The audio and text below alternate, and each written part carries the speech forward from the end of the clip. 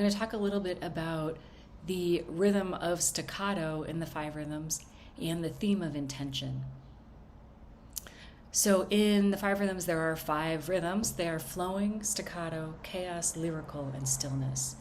And in a given class, we typically move through each of those waves in sequence 1 or 2 times. Each of those rhythms in sequence 1 or 2 times, and we call that a wave. So the second of the 2 rhythms is staccato, and that's what we're talking about today. So when I was thinking about this rhythm of staccato, I was thinking first about how we start by gathering ourselves and flowing in the rhythm of the earth, the ground, circular movement, and how in that rhythm we establish our mindfulness, we settle our nervous system, we connect with our instinctive self. And once all of that is in place, we're in a position to make moves, to act, to express. And that's when staccato starts to come through. Staccato is the rhythm of the heart, of clarity, of making things, of setting goals, of showing up in the world, in this life. And I was thinking about this theme of intention and what it would mean in terms of the class. And I was thinking there's 2 different kinds of intention, like the one where we're talking about almost like magic, right, or manifesting, where we sort of set an intention that we want to bring into being.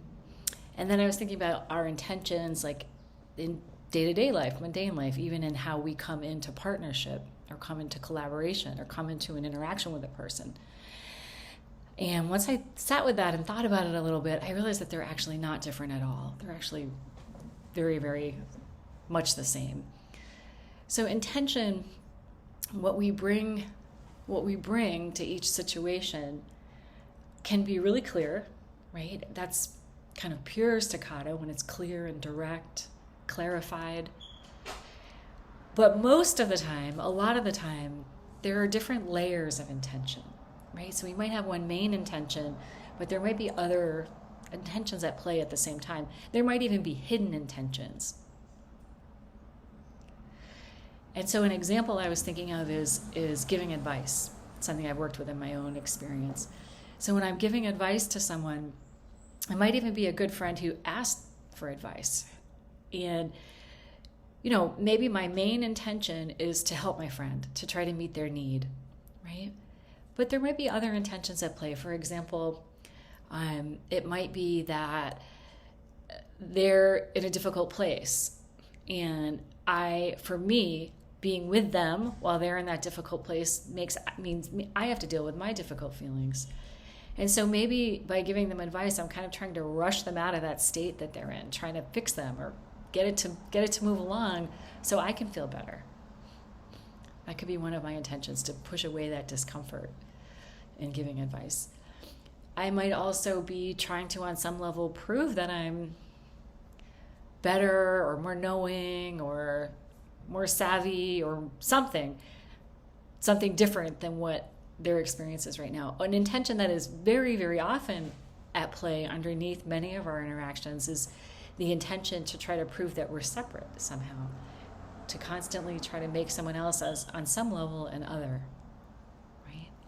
So all these different layers of intention could be at play with this perhaps seemingly virtuous act of giving advice to a friend. And so as we're stepping into this rhythm of staccato and we're seeking to express and to move, to make moves, to build companies, to create a vision, to set goals and go for them, to build up our friendships, all of these things are staccato endeavors. And stepping in with clear intention can give us a chance to really move with energy as it comes, to direct, to collaborate clearly and directly with our experience and with things as they arise and fall away.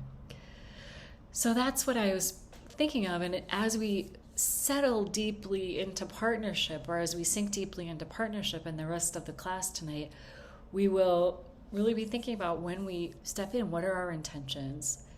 What comes up when we feel either pleasant, unpleasant, or neutral in a situation? Do we want to move toward? Do we want to move away? And how do we relate to that impulse?